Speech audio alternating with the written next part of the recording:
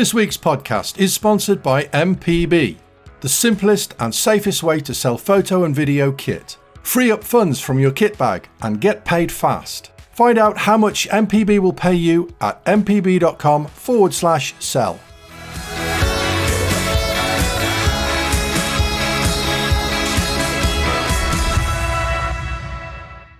Hello, nice to see you. Welcome along to the AVForums Podcast. We are live streaming yet again on Monday, the 11th of, I think it's April.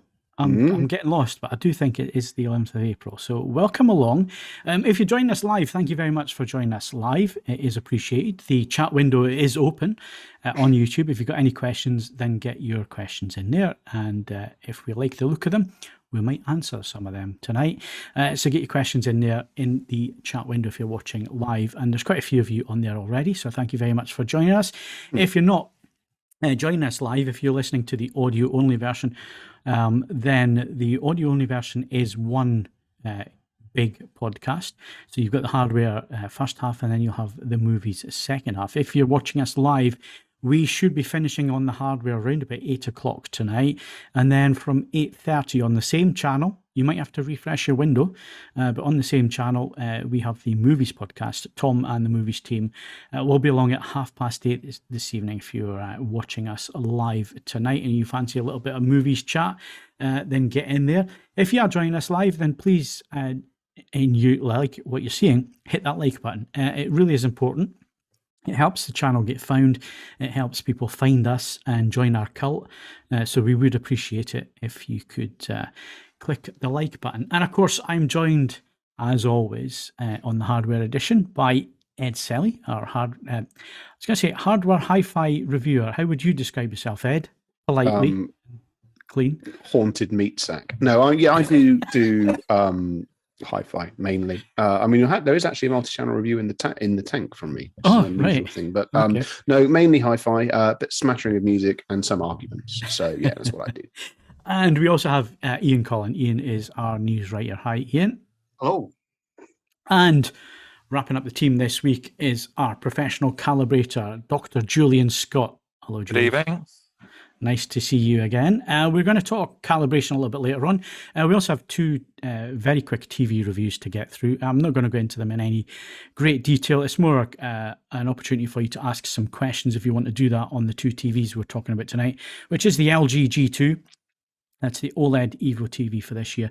It's their gallery series. I've just finished the video review, and the written review went up about 3 hours ago, maybe 4 hours ago. So if you want to read that, then it is on the homepage at the moment. And the other TV I'm going to talk about, the review isn't written yet, and that is the Philips OLED Plus 986, which is a bit of a strange one because of who it's aimed at, and I'll go through that a little bit more in detail when we come on to that. We've also got the news to get through, so Ian's going to tell us all about what's happening in the world of AV and hi-fi, and we'll all give our opinions on that as well. And then to wrap up on the podcast, on the hardware side of the podcast tonight, we're going to discuss our main subject, which is calibration based, and that is there a difference, or what is the difference between professional grading monitors and consumer TVs, and is there as big a gap as there used to be when it comes to what they see in the studio compared to what you can see at home? Can you actually see content as it was intended to be seen? Jules works with consumer TVs, but he also dips into studios and calibrates their monitors for them. So we've got his experience to ask a little bit later on. So yeah, that's everything that's coming up tonight. And of course, we've got Ed's album, vinyl, and playlist. If music is your thing, if it isn't, why not? Yeah, exactly. And we'll get into that as well a little bit later on. Right, so let's get straight into things with what we've been up to. Ed, what have you been up to since the last podcast? I've actually been on a spate of replenning some of my clothes. And I am beginning to realise the downside of TK Maxx. I mean, there are normal downsides of TK Maxx that you anticipate, that it's full of people and it's terrible. But where it really, really starts to be a bit of a pain in the ass is you buy something from TK Maxx for heavily discounted price. Think this is actually really nice. So I bought this hoodie a while back, and I was like, okay, do you know what? This is really nice. I might try and buy another one of these hoodies. And unfortunately, it's £144, which is more than I'm prepared to spend on something which I'm going to spill curry all over. So that's been annoying. I picked up a selection of t-shirts, mainly aimed at children, but in adult sizes. So that's quite handy. Bought a load of records, some of which I'm going to put in an appearance at the music recommendations bits.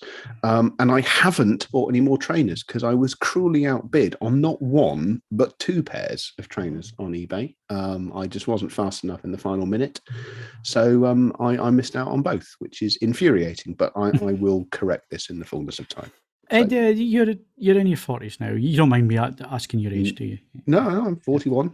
Have you discovered Marks and Spencer's yet? I'm aware of it.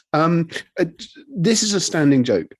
Essentially, if there was credible argument that I sit somewhere on the autistic spectrum, it probably is down to clothes, in so much as I do tend to be quite particular in what I buy. I haven't bought socks that are not made by Pringle. Well, I've been self-employed for 10 years now, and I haven't bought any that weren't made by Pringle in that time. I mean, I have no interest in golf. But if there wasn't golf, there would be no Pringle, and they make the best socks in the world. So Pringle of Scotland, my hometown. I know. Yes, you mentioned in the past. So no, I'm. It would require me to stop buying things with which I am very, very comfortable. And so yeah, I mean, I know Marks and Spencer's exist, but no, you know me. I buy t-shirts with either something offensive, incredibly obscure, or 45 years old on the front of it. I have knitwear which is shapeless and I like, and I have trousers which are shapeless that I like, and then 16 pairs of trainers. So good. You know, that's how priorities. Correct. Well, I discovered Marks and Spencer's this year. Well, it's the first place I've gone shopping where stuff actually fit me. There's no judgment from this party. You know me, short arms, short legs, but I can get things that fit me there. Well, Jules, what have you been up to? Well, since I was last on the podcast, I had a beautiful week in Scotland. That was up in Fife. Remember that had the week with the beautiful weather. It was absolutely gorgeous. Not a ripple on the Firth of Forth. Sunny. It was stunning. And then been doing a lot of calibrations, you expect. So went to Space Studios in Manchester, calibrated Space Studios. It's one of the biggest studios in the country. And calibrated a grading monitor there, Flanders Scientific. And this past week, it's just been JVC, you know, NZ8, N7, even an old X7000. And then spent time with Mike Turner from JVC Professional last week, spent a day with him. So it's been fun. Good. Excellent. Ian, what have you been up to? Well, without wanting to make it sound like all I do is sit around playing games all day, but I've weaned myself off Elden Ring for a break. But there was primarily to be playing Tiny Tina's Wonderlands, which was done for review on the website. So if you want to know what I thought about it, have a look on there. But it's like the opposite of Tiny Tina's Elden Ring, because Elden Ring, I was getting killed all the time. It's tough, it's brutal. Tiny Tina's Wonderlands, it's just silly, archaic, and you're basically the toughest guy in the room. So I've gone from dying repeatedly to just basically being that big boss guy walking into rooms, just laying waste to everybody in front of me in a pool of just spiraling numbers and carnage. And it's just been great fun. So it's been quite a refreshing kind of alternative to what I've been enduring for the past couple of months with Elden Ring. That sounds quite wholesome. Good stuff. Yeah, it's cathartic. It was very therapeutic compared to the oppression of what I've been playing before. It's good fun. Excellent. I've not got a lot to add there. I've just been really, really busy. As you'll see, lots of videos have been going up, reviews of the TVs. TV season has started, so I won't get much spare time between now and the summer with everything coming in. I did go and see a tribute act on Friday night at South Shields. They were a T-Rex tribute. They were actually really, really good. We just fancied some live music. We could get tickets for it, so we went along to that. And it was, I think they're called T-Rex to see or something like that. They were really good. It was a good night out, and it's a nice intimate little theatre in South Shields, so we did that. Not a lot else, to be honest with you, other than work, which we're going to talk about in a second. So let's get on with the show, and coming up next is hardware. If you'd like to support the AVForums podcast on a regular basis, then why not become a patron? Head over to patreon.com/AVForums to sign up. You can also make a one-off donation through the Super Chat or via streamlabs.com/AVForums. All donations help us to improve the website and the podcasts. Thank you to all our supporters. Right, so we got some new patrons.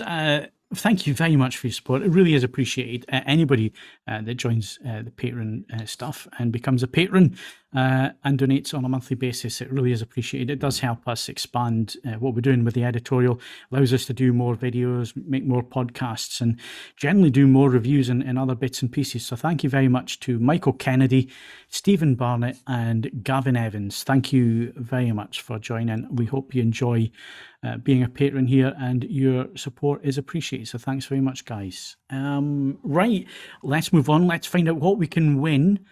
I'm going to pick on Jules this week. Jules, tell us what we can win in the current hardware competition. Yeah, this sounds like a great prize. You can win an Atlas EOS Modular 4 power conditioning block, which is worth £900. I expected a woo there. Solid.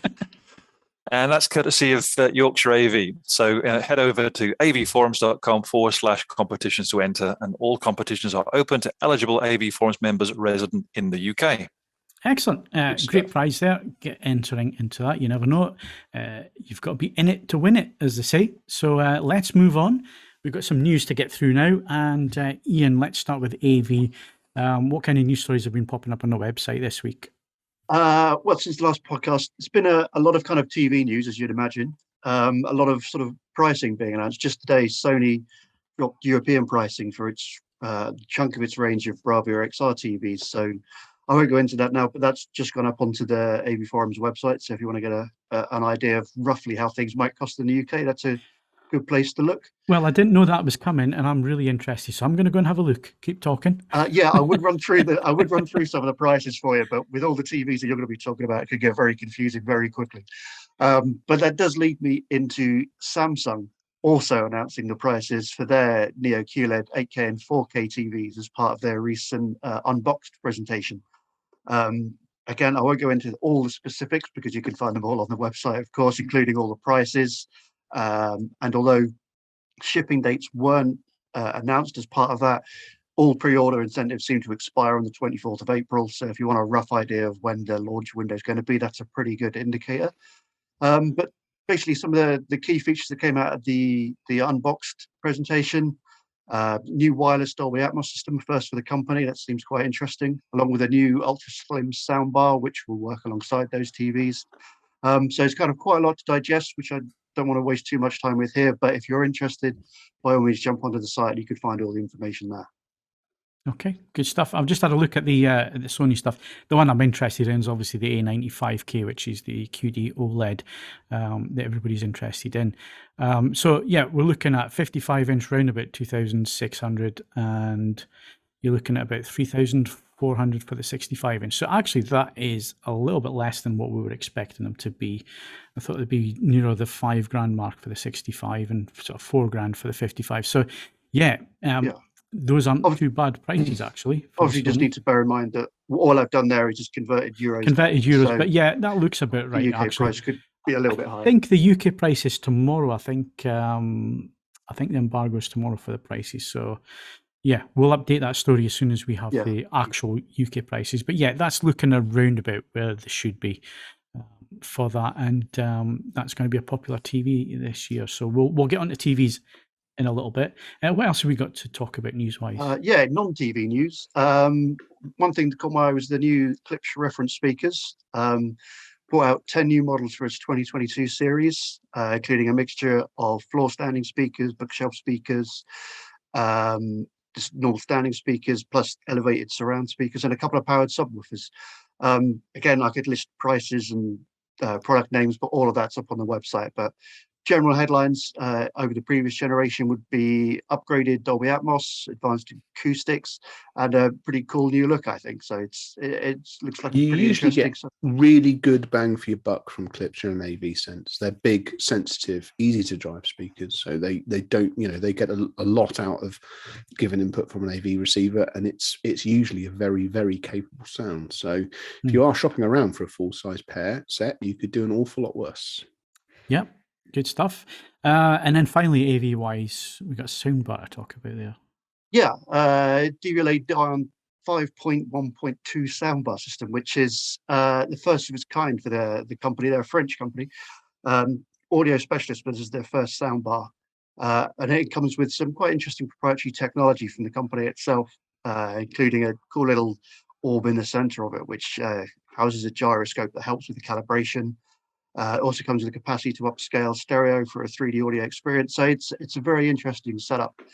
One of the interesting things is the price point, which is £1,990, which is going to put it at the upper end of the spectrum when you compare it to the likes Sonos Arc or the recent Bowers and Wilkins Panorama 3 that were featured. So price-wise, it's at the higher end of the market, but it'll be interesting to see how it compares quality-wise. I don't know if you guys have had a chance to have a look and kind of have a pitch as to how it might compare.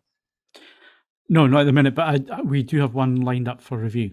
So, that's good. I mean, DVLA have made some extraordinarily impressive products, and they have access to some technologies which have a non-hi-fi origin, which they have adapted for their requirements, which most other companies can't get anywhere near. So it could potentially be excellent. So, I don't know how big a market there is for 2K soundbars, but nevertheless, I anticipate it being reasonably solid, and it could actually wind up being excellent. So we'll see how we go. Well, like I say, that is lined up for review. That should be coming in by hopefully one of our new reviewers we will reveal to you a little bit later on. But we've got somebody, we've actually got a couple of people coming in, and that is one of the products that's going to be featured. We also mentioned right at the top there the Samsung QLED pricing. I have a QN95B and the QN900B lined up for review. I'll let you know as soon as we get the samples. Well, you'll know that. It'll be all over our social channels, but those should be turning up, both of them together, within the next couple of weeks. So they're definitely coming up for review in the next few weeks. So let's move on to hi-fi. What have we got there, Ian? Well, it's a couple of things which probably you guys might be better judged to talk about. So I'll just give you the headline features here. Both of them kind of evolve a touch of nostalgia, one of which being the Eclipse TD712Z Mark II loudspeaker, which is finally being retired after 18 years of service, which I'm sure some people will miss, and some people might be quite interested to see what the replacement will be. Well, that's the main thing. They have announced already that there's going to be a replacement. I mean, obviously 18 years isn't a bad innings. No. In some regard, obviously there is a review of this speaker on the site if you fancy having a look at it, but it's about as large as Eclipse's technology can possibly work. So it'll be interesting to see what they've decided to do in terms of how much further they can take it. And if there's interest in me looking at it, I'd be delighted to do so. I won't lie. One of the reasons it was reviewed in the first place as relatively late in life and a bit specialist was it was right at the start of lockdown 1. So it was a case of who has a product, who can get it to me when none of the couriers are actually operating, and can it stay here for a bit of time? So that was why it was covered. But there is going to be more news and more stuff from Eclipse in due course as well. So we'll see how that goes. But it's a tremendous bit of kit, and missed in its own sense. But it's good to know that there's something coming along to replace it. Okay, and just wrapping up then, Ian, turntable news. Yeah. It's just whilst we're talking about 18 years from the Eclipse loudspeaker, it's actually 50 years since the Technics SL1200 DJ turntable first came along. And to mark this notable milestone, companies released a range of bold new colours in a limited edition run. I'm going and they've thrown in a few other, some nice other little unique touches in there, little LEDs, little kind of additions to the frame that you can add and play around with, and it's just like a really cool thing. So if you're still into your turntables and you want a bit of a new look, there's some great options for you there. Yep, I was a heavy user of the Mark II, the 1200 Seminal version. Well, actually, the 1210 Mark II. I've been looking for a mint Mark II for the last maybe 10 years and finding one that hasn't been abused in some way, because they were professional products. They were used in professional environments and lager being spilt over them and scratches and all sorts. So actually finding a mint one was it's an impossible task. Actually, it told by Panasonic that they'd found one in a stockroom as they were doing a clear out, still boxed. And it went to somebody as a retirement present, which I thought was a nice touch. But yeah, getting a Mark II, almost impossible. So the Mark 7L, this is, it's not the same build quality. We're not talking about, this thing weighing a ton like the original Mark IIs and all the rest of it. I'm kind of at peace with this now. I mean, to be clear, if you want one of those, the GR is built better than the original Mark II. Yeah, but I don't want to. I don't want to spend 1,200 quid on one. No, that's fair enough. That's my point. So I think a Mark 7 is probably going to end up in my system, just as a throwback to remind me of a previous career, a good few years ago and a good few decades ago now, and just something that I can spin some vinyl in. It's going to sound good. They always have sounded decent. You can upgrade them, and there's some nice little upgrades that you can do to them. And the green color is really appealing to me. So I think I'm going to order one. That's what I'm saying here. And I never thought I'd be buying a turntable in 2022. It is amusing. Obviously, I bought one in December. I mean, I don't know if you've had odds on successive actual team purchases being Rebel players. Turntables, yeah, exactly. Fair enough. There you go. Right, so that wraps up the news. Before we go on and talk about some hardware that we have had in for review, and we've also got Jules's subject to cover, which is tied into the TV. So before we get to that, there has been a donation. Ask Tom. He donated €5 via the super chat. Thank you very much, Tom. That really is appreciated. He said, "Hi all. Yeah, I've ordered a G2 65-inch for €3,099, including a wall install. Good deal? ? QD OLED S95B. That's the Samsung. First impression, good. Look good. Haven't seen it yet.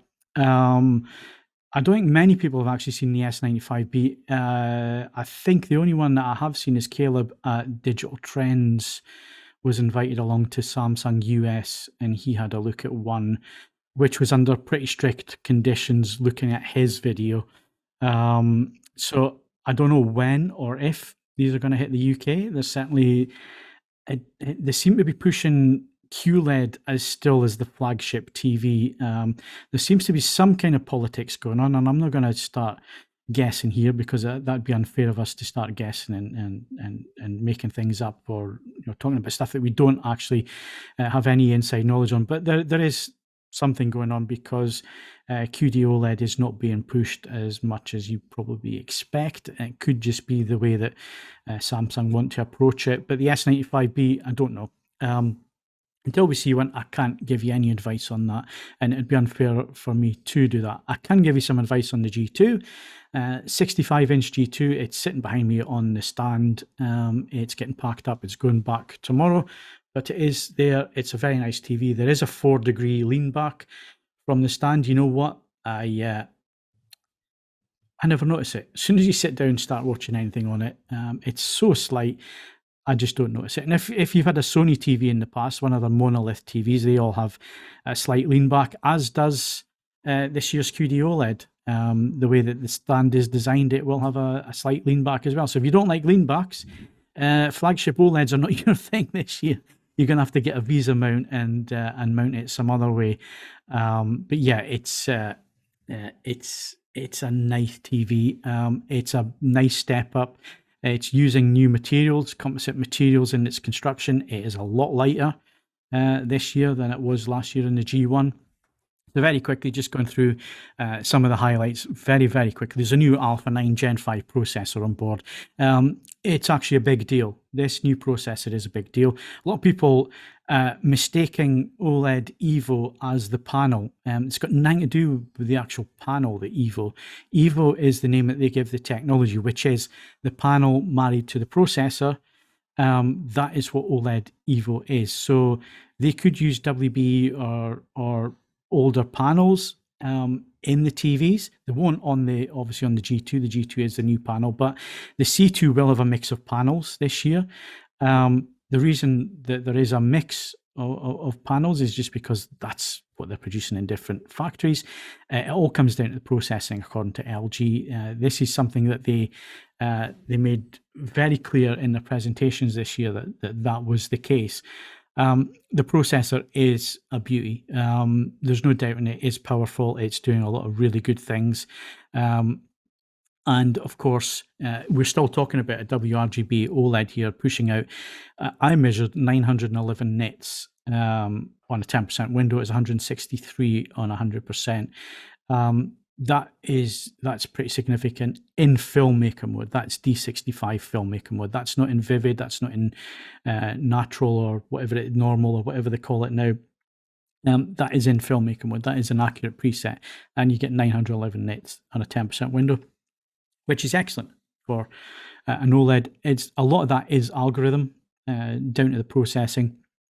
Another couple of things that will have really made a difference, and I've tried to get across in the reviews, and that is motion. Motion is so much better this year on the LG, thanks to this Gen 5 processor, as is the upscaling. Upscaling is super clean.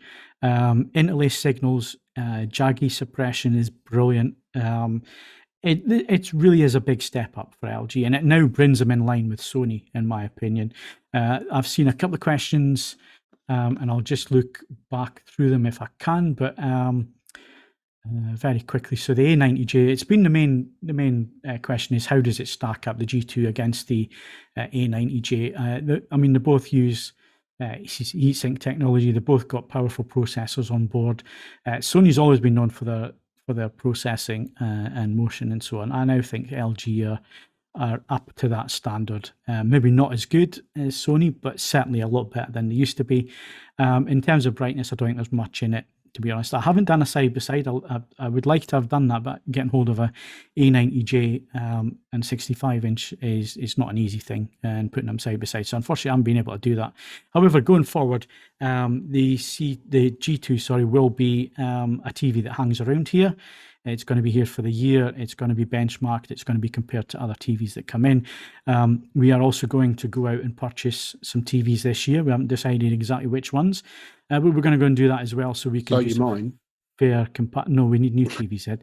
So we're going to do fair comparisons and compare all the peers together this year.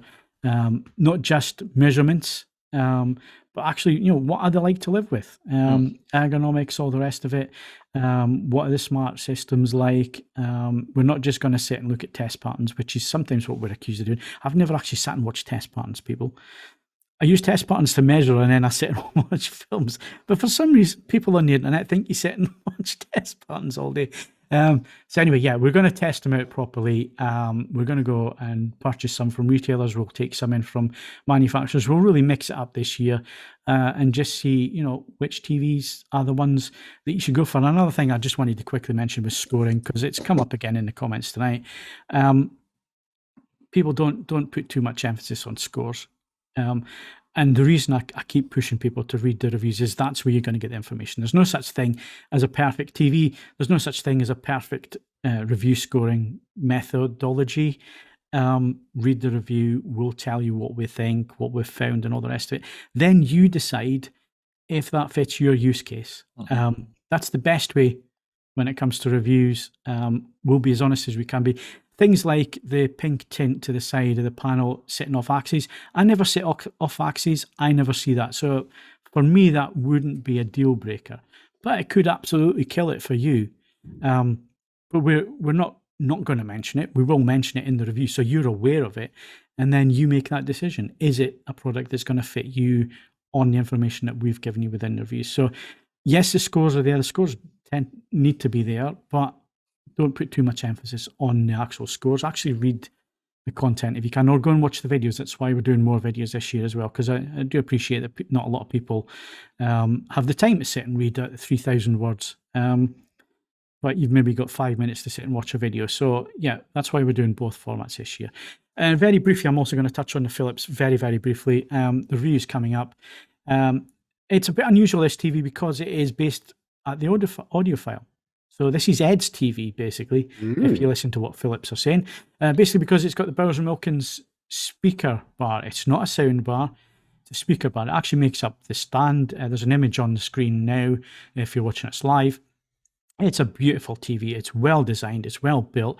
Cable management is a nightmare because it has got cable management down the stand, but once it gets to the bottom of the stand, you've then got cables trailing out the back. So the other thing is you need really long cables, or your sources need to sit at the bottom of the stand. So it's one of these that looks great until you get into practice, and then it's like, well, actually, this is going to take a little bit of thinking in terms of installation. Picture quality, it's same as the 936. It's the same panel, OLED plus panel.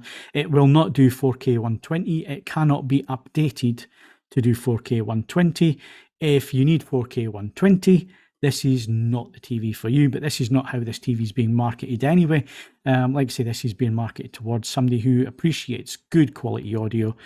And that's audio that's not surround sound or anything else, because it doesn't have any up-firing units in it. It does Atmos, but it doesn't have any up-firers or whatever. It's just a really nice quality speaker bar that will play music just as well as it will play the sound from the TV. And it's a Bowers & Wilkins product. And like I say, the panel is a 936. So apart from 4K 120, it does just about everything else. Picture quality really good. Good accuracy out of the box. It's got filmmaker mode on there. It's got Philips picture processing, which is really good as well. So another solid TV. Keep your eyes peeled for that review. That'll be coming soon as well. So very briefly, but then the reviews are up there.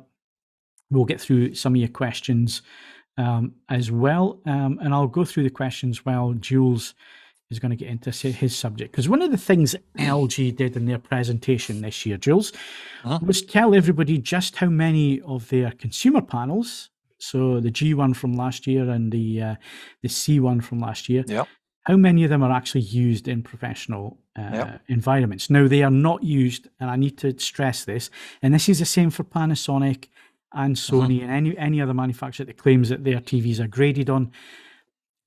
Critical grading is not done on these TVs. These TVs are for the client, and they are used in a professional environment.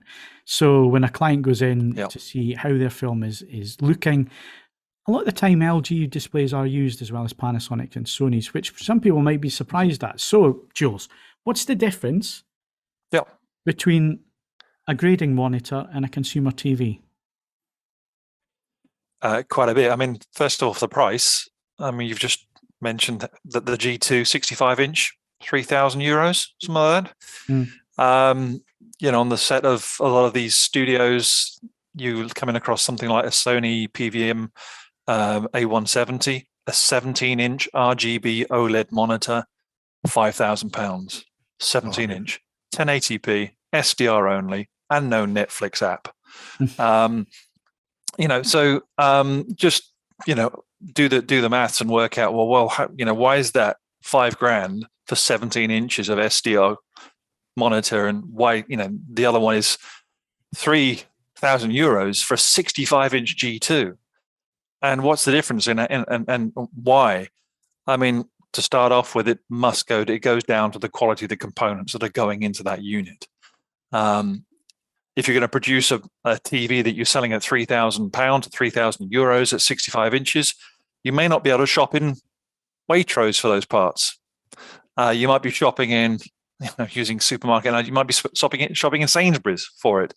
The quality of the components going into the grading monitor are just higher. You've got lower variance, lower tolerances. So you've got a much tighter unit from the very beginning. These will be factory calibrated as well. I mean, properly factory calibrated. Now, that doesn't mean that they don't require calibration. ASO recommend every 200 to 300 hours that their monitors should be recalibrated. So regular recalibration, even for grading monitors that are coming with that tightness. And if you look at the internal controls in these grading monitors, you will find hardly anything of what we're familiar with in a consumer panel. So no multi-point gamma controls, no 18-point CMS, no sharpness controls, no noise reduction controls, none of this stuff. You'll probably find a 2-point white balance control. You might find a color temperature control, so you can go between D55, D65, etc. You would obviously brightness and contrast, and you'll also find a chroma control as well. Well, that's it. That's your lot. And if you compare that to the raft of, you go through any standard TV, I mean, it's just bewildering, isn't it? If you're not used to these things, seeing the multiplicity of controls in your consumer television. Often they're just there to make up for poor internal signal processing. There's a hell of a lot more variance in the consumer panel because of that, the higher tolerance of those parts going into it than there is on the grading panel, on the professional monitor. So that's, those are fundamental differences, and other things like dimming systems and all the rest of it as well. You won't find those too. So there is a very big difference in those displays. And yes, you're right. We are seeing lots and lots of LG OLEDs in these grading suites. These are used, as you say, for client monitors. You're not all going to cram around, a 17 or a 30-inch monitor to check on the progress of the movie. So they have a larger consumer display there, 77-inch, 65-inch C1 or something like that. I was down at a studio in London, the South Bank Centre, and they had about 4 of these C1s next to surrounding a grading monitor. So, and that's the challenge also is actually because they want the client displays to look as closely as possible, as close as possible to the grading monitor. So that's your reference point, and you're then trying to match those consumer displays to the grading monitor, but they would not grade on those the client panels. They're reviewing content on them. So some big differences price wise and in terms of the accuracy. And even though those grading monitors don't have all those 20-point white balance and the rest of them controls, just with, and it's quite incredible, it's a calibrated delight actually. If you just dial in your white point with that 2-point white balance controls, and often you don't even have to use the bias controls or the low end controls for that. If you just dial that in, then you measure your colors and it goes bish, bash, bosh, everything just pings into place perfectly. And it's a dream. That's why you're paying big ticket prices, Jules, isn't it? Yeah, because these things they're designed to be reference points. And that's why they cost what they cost. When you consider what a consumer TV costs in comparison, it's great what we can get in terms of quality and all the rest of it. And I've seen it pop up again in the questions. They've been talking about the A90J being put up against an S95B by a channel called FOMO, and saying that one TV was calibrated to the old standard. A small percentage of people get their TVs calibrated. There is no such thing as an old standard. What's the old standard? There is the standard. And this is the type of misinformation that's out there. And unfortunately, the standards exist for a reason. And if you want to see things, and we've explained it quite a number of times now, so maybe we've got a little bit more work to do, because there is no such thing as an old standard. There is the standard. There's one for HD, there's one for Palm, there's one for HDR, and there's one for Dolby Vision. But they're all standards. They all say exactly what things should look like. And if your display doesn't cope with that and show how it should be done, then your display's not doing things properly. Right, so I've been going through the questions here. If people have got questions for Jules in terms of calibration, in terms of reference monitors and so on, then get the questions in. I am fighting against time tonight, trying to get as much done as we possibly can. Lots of questions about the S95B. I haven't seen that yet, so I can't answer.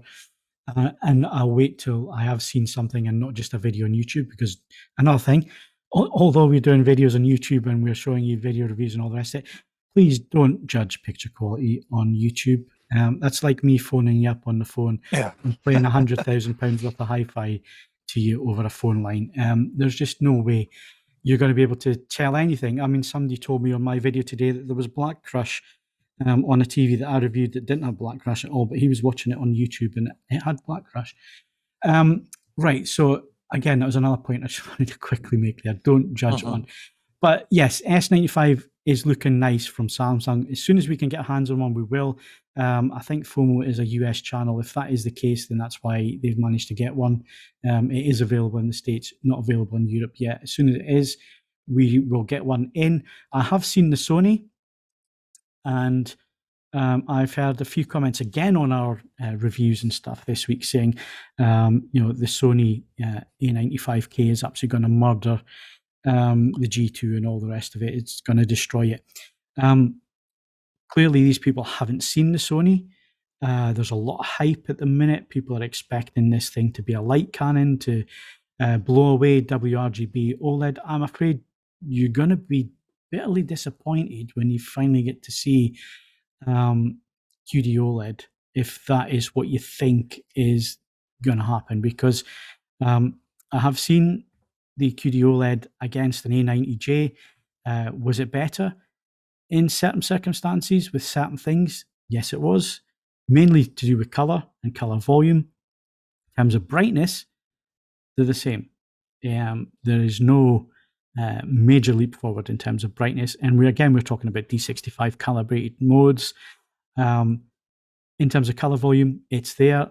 There is a difference, and that will make a difference. You're paying for that difference, but it will make a difference. But yes, don't read too much into it, and don't fall for the hype until you get to see one. And I can't stress that enough. It is good. It's a nice move forward for the technology, but this is not night and day, and it's certainly no Canon, light Canon. If that's what you're expecting, then you need to reel in your expectations. Besides, I mean, in terms of all of the technological handovers over TV things going back, CRT to various and so on and so forth, the balance between the last gen of the old tech and the first gen of the new tech, I don't recall a particular time where it was ever, so radically different as to be, I mean, there were always advantages to the new tech, and it got better and better over time. But the first outing for most of these things was much the same, in performance terms. Once they were both correctly set up, the departing technology was able to usually keep it honest, and it took a couple of goes until it made a significant difference. Yeah, all I'm saying is, don't fall for the internet hype. There's a lot of hype out there. There's a lot of YouTube channels, again, people who haven't seen the tech, but they're reading what other people are saying, and if a few YouTubers say it, then seemingly it's the truth. Just keep an open mind. That's all I'm saying. And don't go in thinking these things are going to be light years ahead. They're not. They are going to be a nice little step forward, and they're going to be a nice little step forward if you can afford it, because these things are going to be a little bit more premium. Although I think the Samsung has come in at quite a reasonable price. So again, it'll be interesting to see if that has the heatsink. Again, I haven't seen it, so I'm not going to jump to conclusions there. But yeah, and it's going to be interesting to see how Samsung handle moving over to OLED, a technology which for a long time they've badmouthed and tried to make out their QLED is better. Going to be interested to see how they handle that one. Right, let's wrap up a little bit on the TVs there. Just finally, Jules, in terms of grading monitors and consumer TVs, is it worth somebody going out and spending a couple of tens of thousands on a grading monitor instead of a consumer TV? Well, you won't get Netflix. Oh, you could stick your Apple TV up to it, couldn't you? You could attach something to that, but no, I mean, practically speaking, this is beyond most people, isn't it? You won't want to spend that kind of, £5,000 on a 17-inch monitor. That's not practical. But for grading purposes, that's what you absolutely have to have. You can't grade on a consumer level display. And I think people need to understand that, when we're complaining about, it's these TVs are so expensive, and you put it into context, and actually we're getting a terrific amount of technology. We've never had it so good, have we, really? No. And, it was only 2010. I remember standing in front of a whole host of Panasonic executives pleading with them in a meeting to add calibration controls to their consumer TVs, and they didn't believe us back then that was a thing that consumers wanted. So we've come a long, long way, and the quality that you get now, you're getting 99% of the quality in the home now with a properly calibrated TV. Yeah. So somebody said that it was calibrated to the standard. So Buddy305 Love, thank you very much for that. Stop the Foam is the channel. Okay, I'll check it out and have a look at that. It's nice to get other opinions on tech, especially if people have been able to see it. Right. So we need to move on. And we've got another donation very quickly. So Zach Davis, thank you very much, Zach. He's donated $499 via the super chat. Thank you very much. Your support is appreciated. Would you wait for the 77 G2 or get a Sony A80J for $1,200 less, or even an 83 C1 or G277? This is a huge purchase and want to make the right decision. First thing I'll say to you, Zach, is slow down, take your time. I know the C1 is the outgoing model, and so is the A80J, and that they are less. Just make sure you've done your homework. I can't tell you what to buy. I think that's my job to tell you what to buy. The G2 is an impressive TV. It's 77 inches. It's going to be an impressive TV. It has the peak brightness there. It has the new processor. It has the improved motion and so on. Although the Sony A80J is not as bright, and it certainly doesn't have the same dynamic range capabilities, it is a really nice looking picture. It's a Sony picture. It's not a Master Series TV. It's the one below that. For $1,200 less, that's a decision you need to make, whether that's something that you want to do. But if you want to make the right decision, do your homework. If you can get to see them, try and get to see them. And again, what is your use case? What is it that you're actually using it for? What kind of environment are you going to be using it in? What kind of content is it that you want to watch on the TVs and so on? Go on AV Forums, ask the question on there, and if you at Phil Hinton, I'll come and give you a bit more of a pointer on there as well once we have a little bit more background. But yeah, that type of money and that type of screen size and so on, you want to make sure you're making the right choice. So yeah, do a little bit more research. Go on the forums. You can at Phil Hinton, and I'll come and give you some more pointers if that's what you need. But thanks very much for your donation, Zach. That really is appreciated. And thanks for everybody that's donated this week or in the last few weeks. It really is appreciated. It's great to have you on board as well if you're a patron. And please do consider it. Right, we're going to wrap up tonight, and we're going to head over to Ed to do that, because he's going to give us an album, vinyl, and playlist. And while he's doing that, I'm going to see if I've missed any questions. So over to you, Ed. Fair enough. Right. Okay. Separate album and vinyl this time round. The reason for that is twofold. Album of the I don't know if a week or fortnight, or album of the podcast is a French band called Kokomo, and the album is called Need Some Mo, more, but with an apostrophe on the end of it. If you've ever stood in the shower and thought, I wonder what a French version of Royal Blood would sound like, well, behold, you now know, because it sounds like this. This album is an absolute riot. It just goes like the clappers from start to finish. Some of the best album art I've seen in a while as well. That's only moderately alarming. The album itself is obviously mostly original material, but it winds up with a tremendous cover of Last Night a DJ Saved My Life, which is different to any other version of Last Night DJ Saved My Life that you would have heard to up until this point. This is on all the major streaming services, and one of the reasons it is the album of the week and not the vinyl release of the week is because even though I have a copy of it on vinyl, that wasn't easy to get hold of because it had to come in from France. It's only being sold in France, so you have to be mental like me to go to the effort of securing it on vinyl. That meant I could also talk about the vinyl release of the month, which is it's a main ticket release. It's unusual where I'm talking about something which stands a reasonable chance, I believe, of charting somewhere near the top. This is Wet Leg with Wet Leg. They appeared sort of summertime last year, basically, with Chaise Long, which is one of the catchiest singles of the last 10 years. It's music to oversteer to.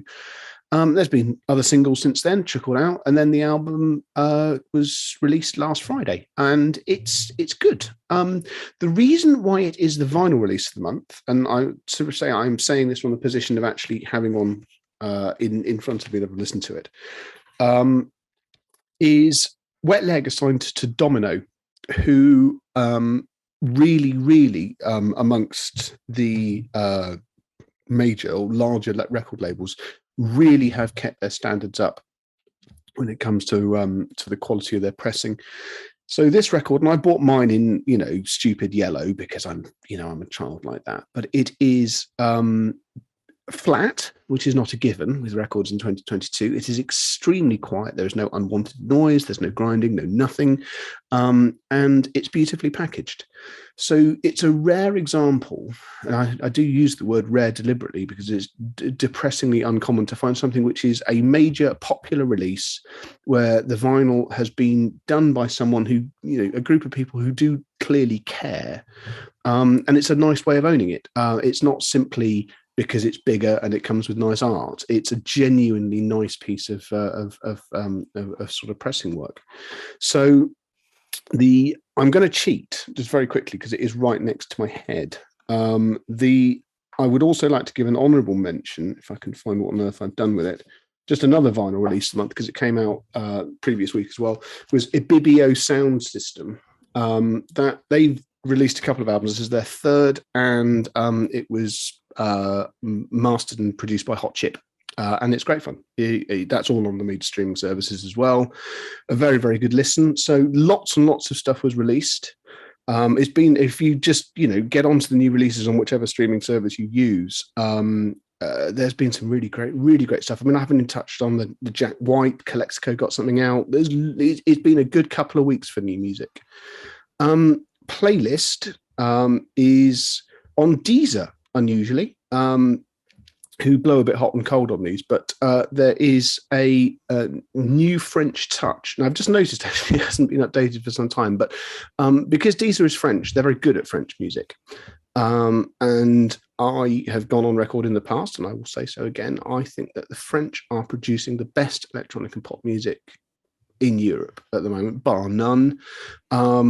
So there's some good, interesting stuff on there. There should be some interesting jump-offs for people, even though it hasn't been updated a little bit. But there should be some stuff which you should find interesting in there. If people need it, I can drop the link and the conversion link from conversion software into a different piece of software, into the forum thread, and you can drop it into the streaming service of your choice. So those are recommendations. There's still some loads of great music promised for 2022, so I'm hoping that there's going to be more random piles of records next to me over the course of some future podcasts. Excellent. Well, thank you very much for that, Ed. The questions are still coming in. We'll very, very quickly get through some of these. Now, one question that keeps coming up quite a bit, not just on the chat tonight, but I've seen it on threads on the forums and also under our videos and so on, is how much brighter a TV is compared to another TV. And I think this is another misconception, Jules, of HDR and what HDR is all about, and how the eye works when it comes to brightness. And HDR was developed in a certain way. It was developed by Dolby and a couple of others. It's open source, HDR10. It was a gift to make that open source, and then obviously you got the other flavors on top. But because we talk about peak brightness a lot of the times with these TVs and how bright is the panel and so on, I think there is this misconception, or certainly that people think that brightness is the be-all and end-all. But the way that the eye works, I know the answer to this, but I'm going to ask you the question just on behalf of the viewers. What is it with the eye and how the eye works when it comes to brightness compared to a TV that absolutely nails just above black and excellent midtones? Where would you be putting your money in terms of? We don't see light in a linear fashion. So if you measure up 1,000 nits, which is the HDR10 minimum standard, it's not twice as bright as 500 nits to the human eye. People are thinking like, well, this TV is 900 nits peak brightness, and that's only 800. And it sounds a lot, but actually it's not. You don't see that huge amount. And of course, most of that extra range over SDR is for specular highlights.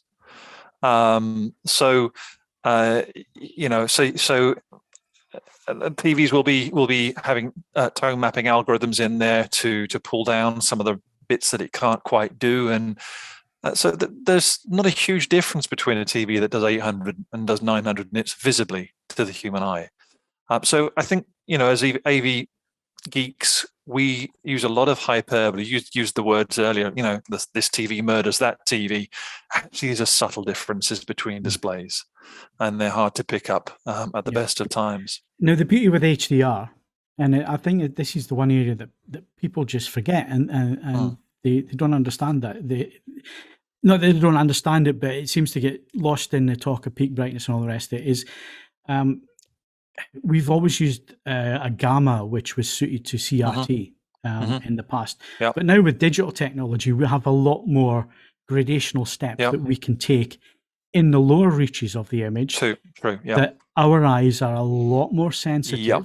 If you think you're a hunter-gatherer, you're out in the dusk, do you want your eyes being able to tell, peak brightness, or do you want to see something that's hiding in the shadows? Absolutely. Our eyes are brilliant at lower in the scale. Exactly. And with HDR, we have so many, much more gradation between 0 and 100 nits than we ever have had.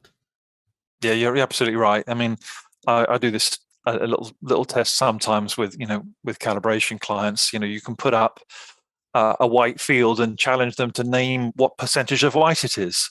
And then you can put another one up of a different level. It's really hard to tell when it comes to white what level of white it is, whether it's 80%, 90%, 100%. Give them black, and they can tell that's black. Give them grey, that's not black. It's a lot easier to see, especially when your eyes have been adjusted in a dark room. What happens when you switch the light out, and instantly everything's really dark. 10 minutes later, you can see almost everything in the room. Our eyes adapt really well to the darkness. So you're absolutely right. Those subtle gradations out of black are really important to us and more obvious to us than those gradations near peak output. Yeah, absolutely. So again, when you're asking questions about the brightness and so on, it's an easy question to ask, but peak brightness is not the be all and end all. No. It's all about dynamic range, which is why OLED is so great, because you can have one pixel next to the other pixel. One's pure black, one's 100% white, and have that dynamic range that's there, the perceivable dynamic range. So yes, there are lots of questions, is this TV brighter than that TV? Or that TV does 980 nits, that one does 880 nits. You're not going to be able to tell the difference, people. It's more about how that TV's tone mapping, the technology behind it, the picture processing, what's it actually doing with the information that is being given, and how is that then displaying it back? It's why Dolby Vision exists. Dolby Vision exists to basically put 5 litres of liquid into a 2-litre container. Yep. That's what it's doing. That's what tone mapping is. It's trying to fit this huge dynamic range into what your TV's capable of. And yes, your TV might be able to do 900 nits, and it has that dynamic range, which is great. But where it's making the real difference is in the low reaches of that image. And if it can bring out mid-level detail, it gives the image so much more depth. If you can see just above black, immediately that image looks amazing compared to another display which doesn't have the contrast or doesn't have the dynamic range, but it might be able to do 1500 nits. But if it hasn't got dynamic range and hasn't got the contrast to take advantage of that, it's useless. So again, it's a point that I think needs to be made, especially when we're getting into all reviews now measure peak brightness, and you get a lot of people, and it's the human thing to do is to compare numbers. All I'm saying is don't take too much into account when it comes to peak brightness levels. There's lots more to an HDR image, a good HDR image, that you need to take into account. So hopefully that answers a number of questions I've seen tonight, not only tonight, but also in other videos that we've done. I do appreciate it has been TV heavy tonight, people, but those have been the questions coming in. All I need to do is thank the guys tonight, Ed, Jules, and Ian. Thank you very much, guys. Thank you, sir. Cheers.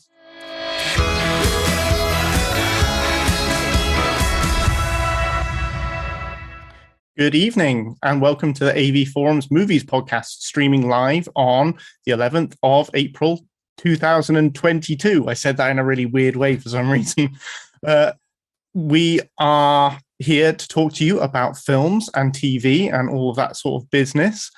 But before we do, I just want to say hello to my very good friends, Mark Costello. Hello, Tom. And Simon Crust. Good evening. Hello. Welcome. And I'm Tom Davis, in case I forgot to say that. I did forget to say that. We know, Tom. We know by now. Yeah, the infamous Tom Davis. Tom for Davis. Yeah. I hope you're well, gentlemen. How are you doing, Mark? Yeah, I'm good. I'm blue. This is my natural state. This is no filter applied. I'm good, thank you. A hectic week at work, but it's all the better for heading into the long weekend. Oh, no shop talk, Mark. Sorry. What about you, Si? How's it going? My health is well. That's good. That's good news. That's about the only good news I have. My house is falling apart around me. Oh, My Si, neighbours watch Picard to cheer yourself up. Good idea. I don't think so. It's a I hoot. don't think so. Welcome, wherever you are listening, watching from. Tonight we are going to be talking about horror and some of the latest releases at the cinema, on streaming, and on disc. But before we get into that, let's have a look at what competitions we've got running on the site at the moment. Mark, take it away. Yes, I most certainly will. Thank you very much, Mr. Davis. So, current competitions that you can peruse and win at your leisure. You can win Criterion's April titles on Blu-ray, a Fantastic Beasts: The Secrets of Dumbledore merch pack, Studio Canal's The Silent Enemy and Gift Horse on Blu-ray, Second Sight's Lake Mungo on Blu-ray and The Babadook on 4K, Spider-Man No Way Home on 4K, Scream 4K, as well as Tom's personal favorite, Clifford the Big Red Dog on Blu-ray, and a whole bunch of 576 goodness DVDs to boot as well. So head over to avforums.com/competitions to enter, and all competitions are open to eligible AV Forums members resident in the UK. Previous competition winners include the lucky likes of Kate Loader, won a copy of Eastwood's Cry Macho on DVD. Patron Lotus Ilan won a copy of Caveat, an excellent Shudder film there, on Blu-ray. Ian the Gecko won a copy of Mallory Towers on DVD, and Andrew Ingold won a copy of Acceptable Risk on DVD. How was that, Mr. Davis? Lovely. Thank you very much. That was very professional. welcome. I've not heard of that film, Babadook. Babadook. Bobby Duck. Good? Yep. Excellent. I did go and see Clifford the Big Red Dog a couple of weeks ago. It was quite an experience. It was. In what way? That was absolute trash. That is literally children's childhoods you are stomping all over there, Mr. Davis.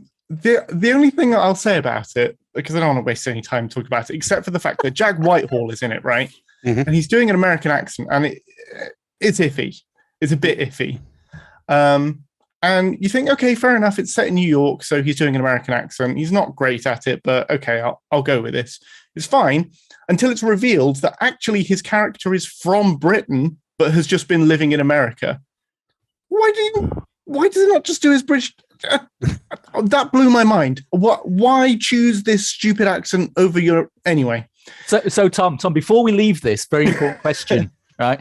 Clifford Jack Whitehall or Jungle Cruise Jack Whitehall? Yeah.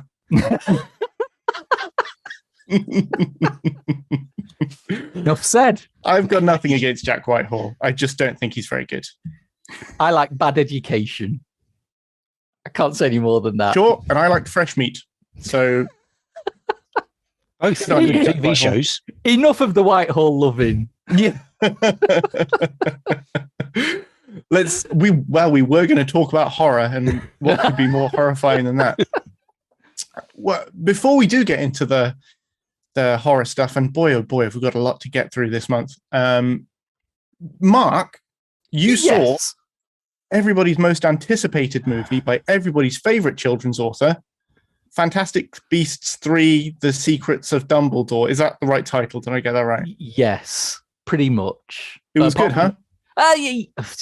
So it was all right. Now look, I didn't mind the first film. I quite liked that it had a slightly different focus, that it had a slightly more grown up and darker tone to it.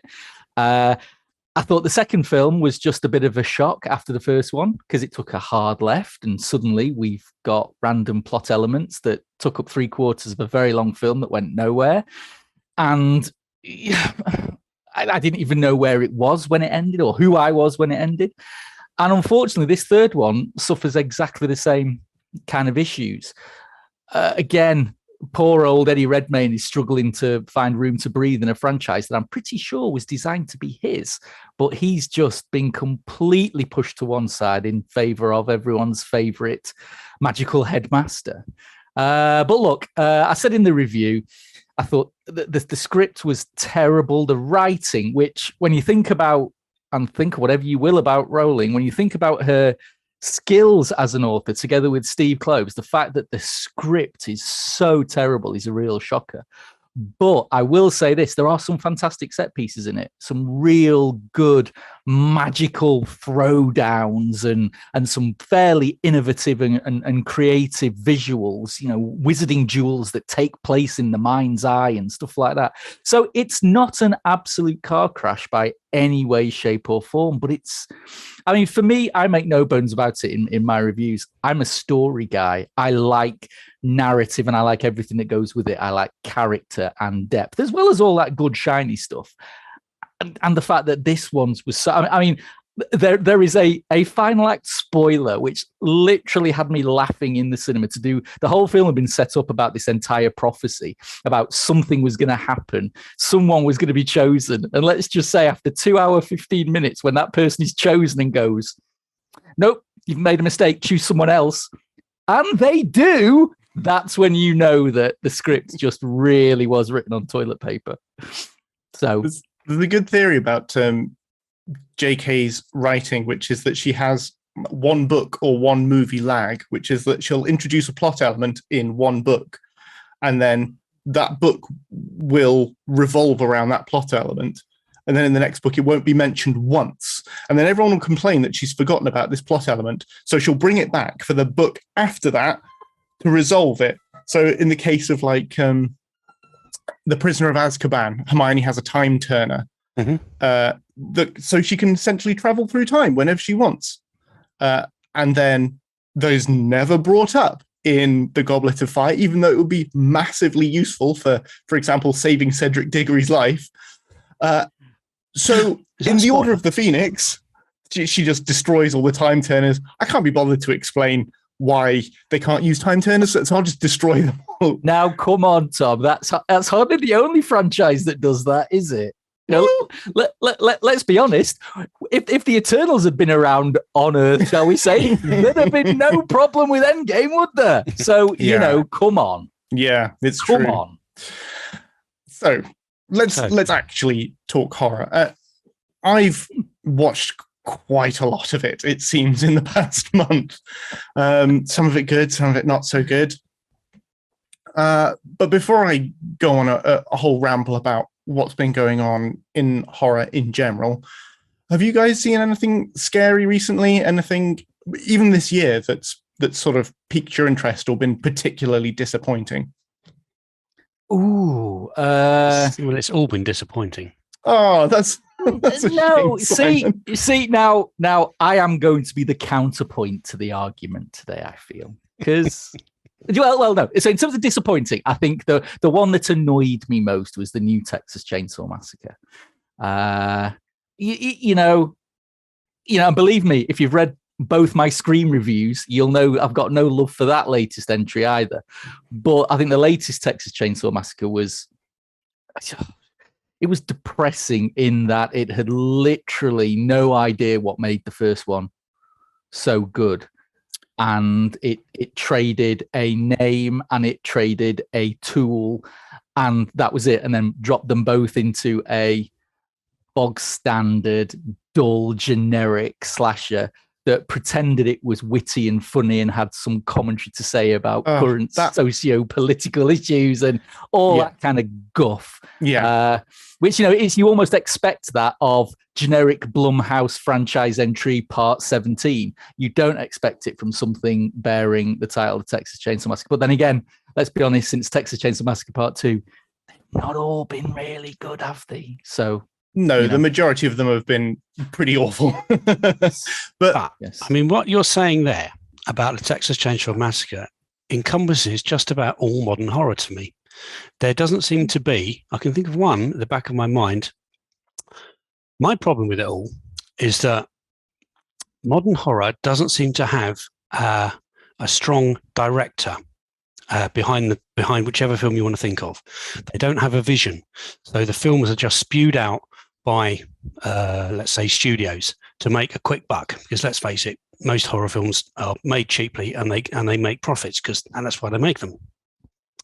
And there doesn't seem to be somebody behind the lens who's the driving force, who wants to make a good horror film.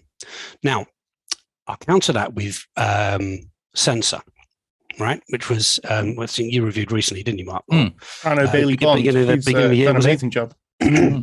So, amazing set from is it Second Sight?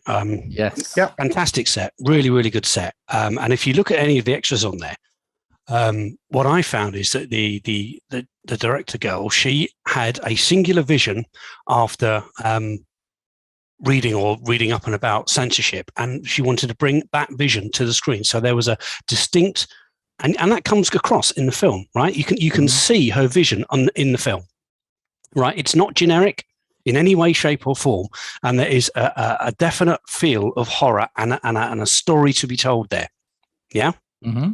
Now, a lot of the early horror films, some of the stuff that's really quite nasty is the same. Okay, now I'm going to bring up two films here that are titans of the genre, if you like, video nasties, for want of a better word. I Spit on Your Grave and Cannibal Holocaust. Okay, now difficult to defend those films because they are thoroughly ghastly, really, in their depiction of what goes on in their story. I Spit on Your Grave. The first 45-50 minutes of the film is gang rape, essentially, and then afterwards is the retribution. It almost started the rape revenge genre in and by itself. Now, that film was made as a statement against the treatment of women after they'd been raped by the police, because the director, with his best mate and his daughter, found a distressed woman who had been raped. They took her to the police station, and she was treated not like a victim; she was treated almost like a perpetrator. It was a terrible thing. If there's on Prime at the moment, I think you have to pay for it now. I saw it a couple of months ago when it was free. Growing up with I Spit on Your Grave, which was made by the director's son. Fascinating insight into the making of this particular film. And so what I'm trying to say here is that film, as ghastly and as awful as it is, the subject matter was made with a singular vision to try and have a go at the state of affairs of how women were treated. The original title of the film, you probably know this, was Day of the Woman.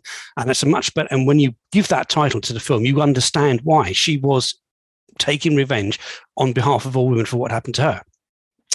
Cannibal Holocaust, which is, I don't even think that's even available uncensored in this country yet, was made by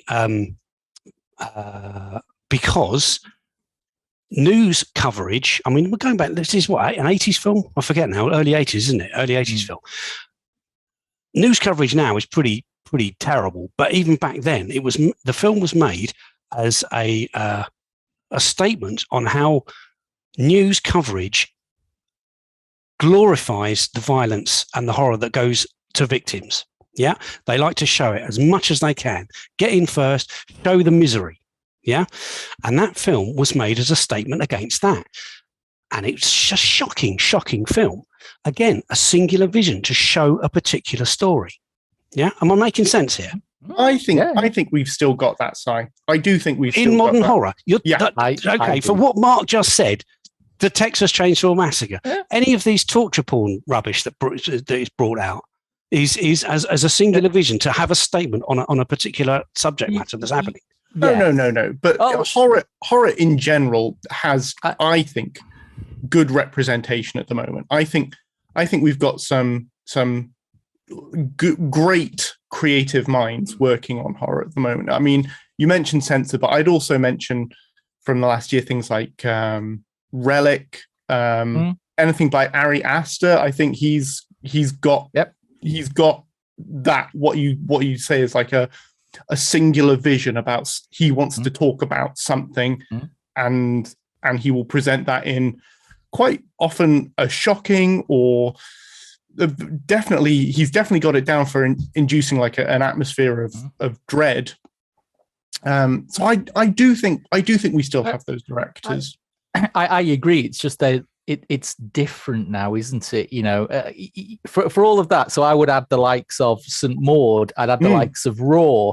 I'd add the likes of Gretel and Hansel. I'd add the likes of The Vigil. I'd add the likes of obviously Robert Eggers, The Witch. Yeah, you know, Titan as well. That was amazing. Less Titan. Let's be honest. You weren't keen on that. It was all right, but I like the non-horror bits more in Titan than the horror bits. So I think it is there, but I think we are now finding it in the much smaller. I mean, you call it indie releases or whatever, but I do think there's a lot of interesting stuff that's out there. But like Cannibal Holocaust was what you might call an indie release. I Spit on Your Grave was what you might call an indie. True. I don't think the situation is massively different now to how it was, say, 30 years ago. I just think there's just more of everything. You are just sifting through more of everything. So there is more bad horror, and there is. But so you're picking through more stuff to find the gems. I agree. I mean, if you think about it, as sad as it sounds, Friday night down the video shop is basically now Friday night in front of your streaming service, isn't it? It's all still there. You've got just as much crap, you know, as you had on the shelves. And let's be honest, if it wasn't for those lurid covers of our childhood, the films were rubbish 90% of the time. Yeah. So, and we still have that, but we've lost the fun element of the covers, the ceremony of going to buy them. And so it's like with most things, isn't it? You know, I started to think of some comparators of, you know, think of an old school classic and think of a modern day counterpart, you know, and you can find them just about. So, for example, The Shining.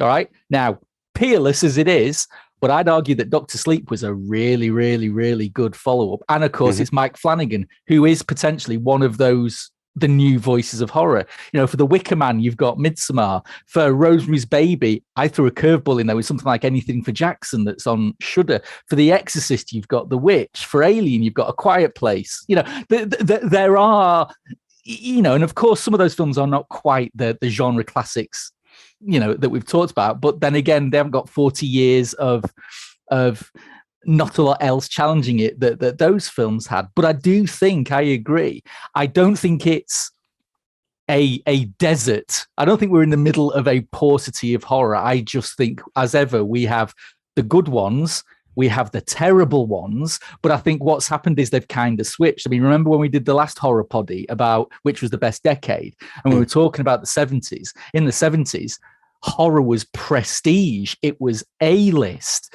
You know, you had The Omen, The Exorcist, you know, Alien. These things were big A-list pictures opening huge at the cinema.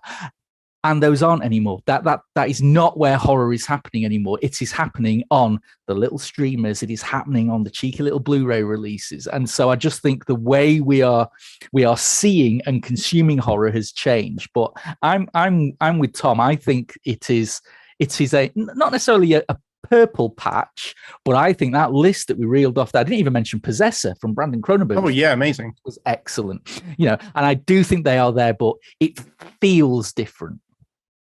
I think that's true. I think we're having to look harder for it. And stuff, even now, stuff is passing me by and I'm not realizing it. Just in the last week, I went through a trawl of stuff just to see, like, I bet there's stuff that I missed last year that I'm. And no, you saw them all, Tom. You saw them all. Every single film. But so I on Amazon Prime I caught The Wind, which is really good, like pioneer set horror. That's a great one. I saw that on Shudder a couple of years ago. It's really good, huh? Film, mm-hmm. Yeah. And the one I watched today was The Block Island Sound, which just went in a completely different direction to what I expected, and I was again really impressed by it. And this stuff is just sneaking under the radar, like someone like me who's on the lookout for this stuff, and it's still I'm still missing it because you're just getting stuff dumped on streaming, and there's no way that you could possibly sift through it all as it's coming out. And I think the problem that we've got that Si alluded to is that the big streaming services, the one that, we've all got that button on the remote, they're the ones that are channeling the dreck. They're the ones that are channeling the crap. Yeah. It is the likes of Shudder. It is the likes of Amazon Prime and a lot of the other smaller streaming services where you really have to search it out, as it were. So I think part of the problem is exactly the horror that's front and center and in our faces and in our living rooms is the crap, unfortunately. Which can skew perception, I think. And also the stuff at the cinema also tends to be, I don't want to say the crap necessarily, because we have had a couple, like you named The Vigil, Mark, and that was the cinema release, and I really enjoyed that when I went to see it at the cinema. I think I reviewed it for the site as well. And it's on Netflix at the moment, I think. It's really good. That's a smart movie. But so much of what's coming out at the cinema as horror is just so samey, is what I want to say. I think the exception to that is maybe James Wan, who occasionally puts out a big budget, crowd pleasing, semi decent horror movie. Just say Malignant, Tom. Don't beat around the bush. Just say Malignant. You're amongst friends. Friends. I still don't know if I like Malignant. I don't know if I like it. I would watch it again, but I don't know if I like it. It depends. It depends how much of it is intentional. but having said that, what have we had at the cinema in the last 6 months? We've had yet another Halloween sequel that's been a big pile of poo. We've had another slasher sequel recently called Scream that was a big pile of poo. We are still getting the franchise sequels are hitting the cinemas just like they did back in the 80s. Except, and guess what? People like us back then were telling, the youths of the day then, oh, they're all a load of crap. And now we love them. So, again, the more things change, the more they stay the same. A wise man once sung. I just want to go to the chat here because there's a couple of films been listed. Cradle of Fear. I haven't seen that one. No, I haven't seen that one. It Follows. Oh, yes. That's a cracker. I love It Follows. I really, really like it. That whole concept, the way it's filmed, brilliant. I think I might have even reviewed that one on the site when it came out. Awesome. I really enjoyed that one. Again, nothing quite like it before or since, actually. Well, unless your name's John Carpenter. No, it's not.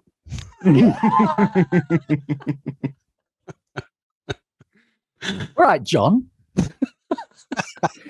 Got a new motor. Now you're showing your age, son. Now you're showing your age. Good God, man. So basically, is that a roundabout way of you finally admitting that you were completely wrong? I never.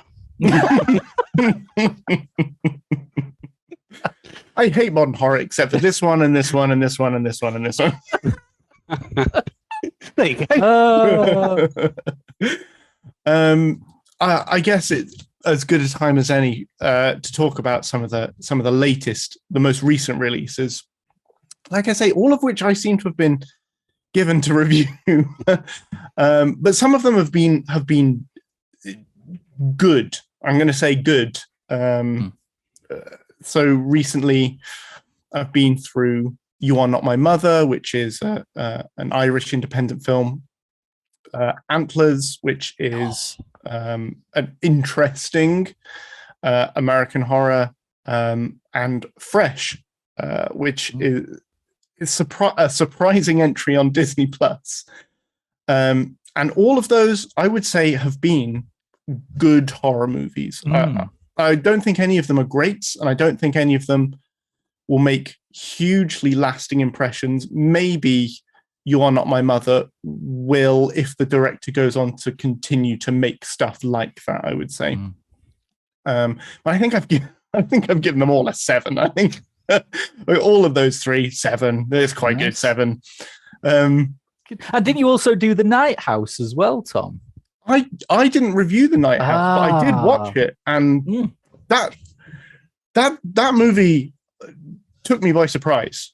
I would say that is maybe one of the better horror movies of recent years. And another surprise entry on Disney Plus. It just popped up, didn't it? Yeah. If you haven't seen it, it's about a woman who loses her husband and has to live in their specially designed grand house on a lake all on her own. And the use of, I guess you call it, a negative space in the house to create outlines of people is so spooky.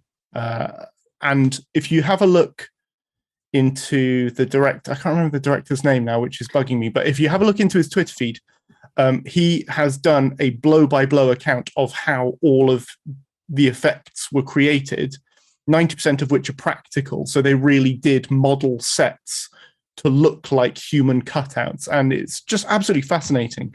One of those movies where the making of is as interesting as the movie. Go on, what?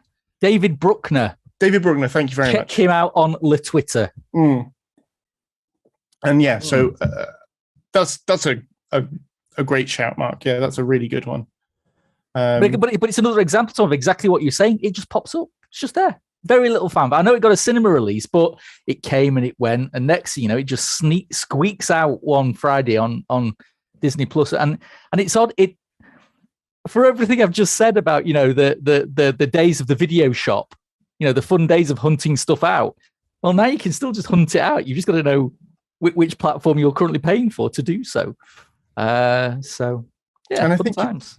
There's a different set of expectations, isn't there, when you're scrolling through any streaming service? You're looking at it, and whatever you eventually land on, you're sort of ready for it to be crap. Like, if you choose it and you don't know what it is, you're ready to have a bad time. And so anything above that makes it seem even better. But again, interestingly enough, and I'm maybe taking this off a slight tangent. Let's be honest, right?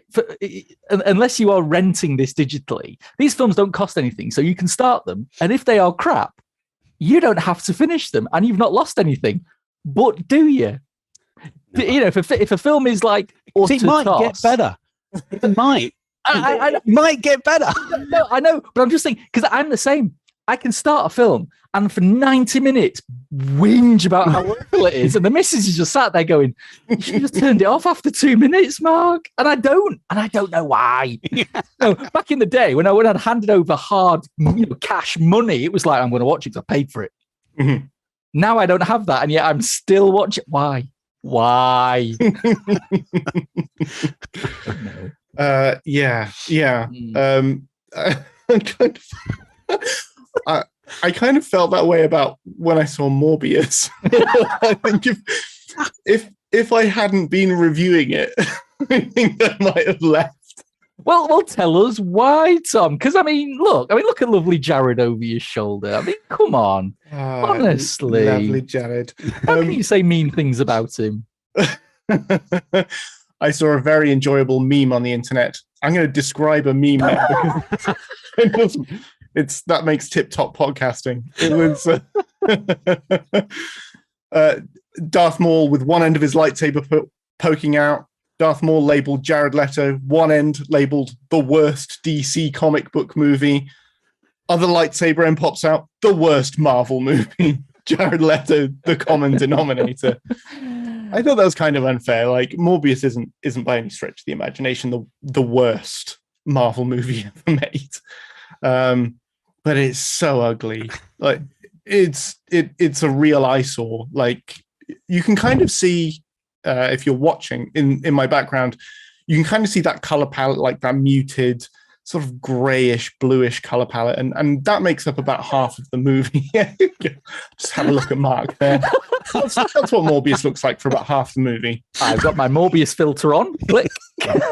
And the other half is just like brown. It's really visually unappealing. And then like you add to that the really ugly CGI, unforgivably poor CGI that they use and that they focus on so ill-advisedly.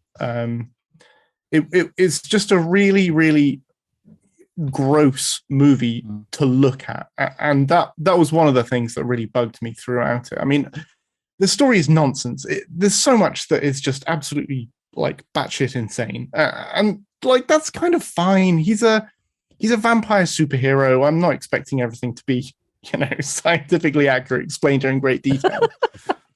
But it's just not. It's not even internally consistent. It's a very, very frustrating movie. I know a lot of people enjoyed it, and those people are wrong. Clearly. It dropped, I heard, 75% in its second week. It is a huge sting. Like, that's a bigger drop than Fant Four Stick. And it's, I think it's had bad critical reception, and I think it's also had a certain amount of bad word of mouth as well. I don't think it's doing particularly well in anybody's mind. So I think it's all because, Leto brought the wrong character to the wrong film. Imagine if House of Gucci had the living vampire in it and Morbius had fat, bald Paolo Gucci in it. I think both films would have been instantly improved. I like that. Make that for me, Mark. Yes. Hang on. I'll get on my deep fake. There we go. Done. But bringing it back to horror, because vampires are sort of horrorish, the best bit about Morbius is that there's like a scene halfway through the set is just a hospital corridor set. And it is, your standard, like the lights start blinking, start going out. The woman's looking behind her. She's convinced that there's something. Like, if suddenly it felt like a horror movie for all of like 90 seconds, I felt like I was watching not a great, but a horror movie. Nice. And I just thought like, oh, you know how to make a horror movie. Why didn't you do that? He's a vampire. Like, this could have been a horror movie. Why didn't you do that? But they didn't do that. They did big CGI nonsense, throwing bats at each other. No, man. Boo to you, Sony. Boo boy. You. And nothing that is in the trailer for Morbius is in the movie. Nice. It's maybe the most egregious example I've ever seen of. But surely that's a good thing because the trailer was poo. Yeah, the scene behind me is a scene from the trailer that is not in the movie. Nice. Anything involving Michael Keaton that was in the trailer, not in the movie. Is Michael Keaton actually in the movie then? He is in the movie. Oh, all right, good. Very briefly. In a way that sort of not really makes much sense. But yeah, so I don't recommend it. Don't go and watch Morbius. Go and watch something else. Oh, disappointing, Tom. Oh well. So yeah, that kind of like wraps up that part of the conversation about streaming releases and cinema releases. 4K, we have a bit more of an interesting slate coming up, right, Simon? Do we? Well, Simon would know because he's not watched any of them. I have been lucky enough. Oh. So yes. So the lucky, being the operative word. So I think yes. So 3 4K releases that I've had the pleasure to watch are the latest Scream, which was released today, I think. think it's today. Today, Monday? Yeah. Yes, today's Monday, isn't it? Oh, terrible. Again, yes, I've seen it twice now. It doesn't improve. It's a very competent slasher, but the film itself is just a very, very poor Scream movie. Easily the worst of the franchise. It spends too much time in love with Wes Craven and the first film to forget it actually has to do anything of its own merits. So it's not great. But the other two 4K disc releases that I've been lucky enough to see are early releases, and one of which is quite interesting. But I'll do the uninteresting one first, shall we say? So I watched today the Arrow 4K Henry Portrait of a Serial Killer. Okay. Which, when you think about it, as a grotty 4x3, Grizzly. 16 millimeter, 80s trash, it's hardly candidate for a lovely, lavish 4K release. But actually, Arrow have done a bang up job. It's not the most extras laden disc, but what they've managed to do with that 16 millimeter picture is really quite good. Easily best in their work they did with The Hills Have Eyes. So there's bits of video in that as well, isn't there? Because that was the whole problem with that film when it was released in this country. The BBFC took huge exception to the two guys watching themselves commit the rape and murder. So how does that fare, the video section? Well, put it this way: you wouldn't even notice if I'm honest. They've done a bang up job. It honestly doesn't. At points, I thought I'm not even watching 16 millimeter. You know, the grain is so tight. There's quite a lot of detail in there. Excellent. It probably helps that it's a really sort of flat shooting style, so lots of light, very little depth. But yeah, it looks great. As I say, slightly disappointing is the list of extras on it: 3 audio commentaries, a couple of scene-specific commentaries, and about 20 minutes of deleted scenes. Really, that's about it. There's no. That's unusual for Arrow. Yeah, there's no nice meaty making of on there. There's no cultural context, no wheeling out the beardy academics to talk about its influence and all that kind of stuff. So it's, if you're coming to it looking for rafts of those extras, you are not going to get it. But yeah, I mean, I was just telling you guys on the Skype earlier, it's not as grim as you remember it. Are they? It's interesting. I was telling my sister about it last night. So, I can't believe it's the most grimmest, grottiest film you've ever seen. I'm watching it today going, did I really watch this back? So that was one. The other one is Second Sight's 4K release of The Vitch. Now, what was interesting about this is I got to see the version that they deemed unacceptable and pulled from release. Yeah, there was a last minute pull, wasn't there? So because I'd reviewed it, I'd written the review, I'd submitted it, and everything was all ready to go, and then Second Sight pulled it. What was interesting about it was I did a comparison to the previous Universal Blu-ray, and the 4K version had even less color in it than the regular Blu-ray. It was bleached to within an inch of its life. It was so almost monochrome. I mean, to be fair, monochrome, you've at least got black and white. This just looked like it was sort of hazy, muddy, browny grey. Now, I have to admit, I thought it was a stylistic choice. I thought it quite suited the film, if I'm honest. And I'd written my review to say that. I said, well, this is an interesting choice.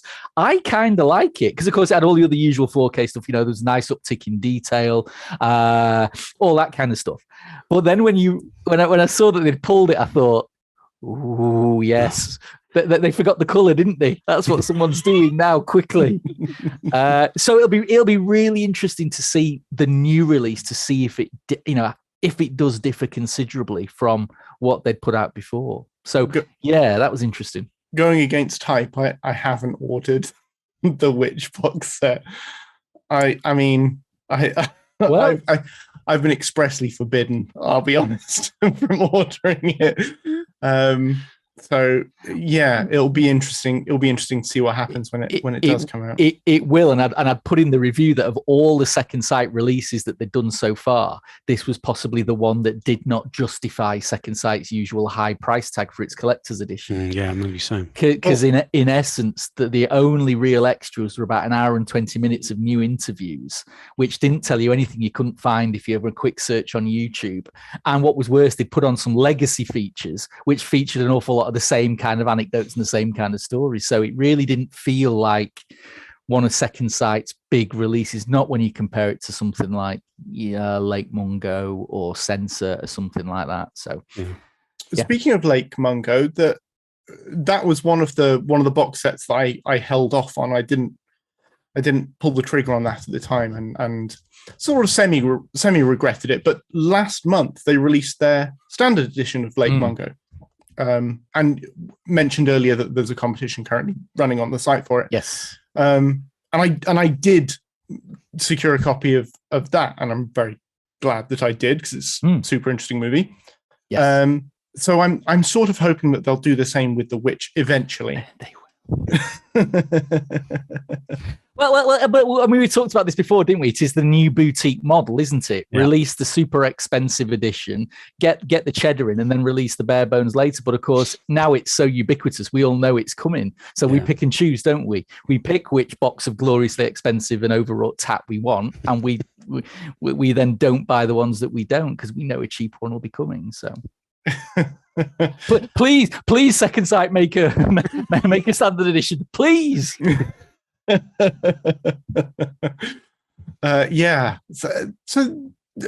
there's an ongoing rollout of always an ongoing rollout of interesting stuff. Always. Yes, there is.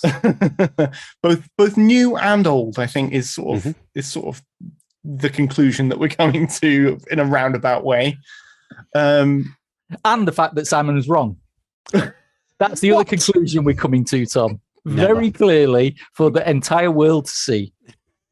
Yeah. Go on then, Si. If you could have a horror movie, 4K release of your dreams, what would it be? Nosferatu. Ooh, good choice. Plus, it's just had its anniversary, hasn't it? Is it 100-year anniversary? Years. Yeah. Yeah, I thought you were going for the Klaus Kinski version there for a minute. Oh, no, the original. Well, Manau's version. It's probably my most favourite film of all time. Yeah, it's amazing. The Eureka release of it is packed full of super interesting stuff. Yeah.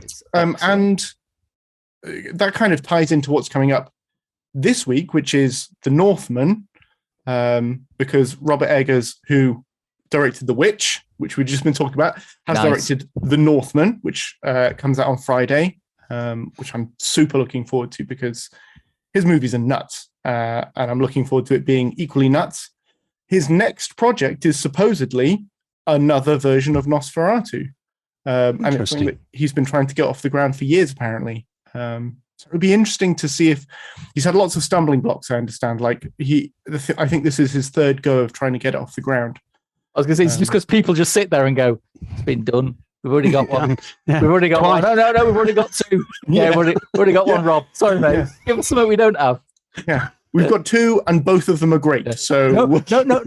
But listen. This vampire he's got his teeth close together. No. He's got no hair. No. Come on, Robert. Give us something new. Seriously, after what he's done so far, and from I don't want to be coloured by other critics' reactions, but The Northman has been getting a very strong reception. Like people seem to be enjoying it. So he, in my eyes, so far, he can do no wrong. Like, I look forward to your review of it, Tom. Yeah. I'm sure it will be excessively wordy, very arty-farty. I'm quite possibly wrong. Almost certainly. But do you know what? I had a lovely comment. Was it this week? Last week? Last week it must have been, because we're on Monday. One of the forum members saying, like, I love to see Tom's scores, because I know that if he rates it really low, then I'll love it. And I thought that's brilliant. Like I'm providing a service to that person. That is awesome. I am giving as much value for money to that person as I am to the person who agrees with me. So, do people agree with you, Tom? Do they? Yes, many people. They just don't write it down. That is true. They just think it. I don't. Yeah, that's right. They don't feel the need to. They're not sycophants, my fans. They sit at home and they stroke their beard and they put their caps on. Yeah, that's right. And they know, and I know, and it's an unspoken bond.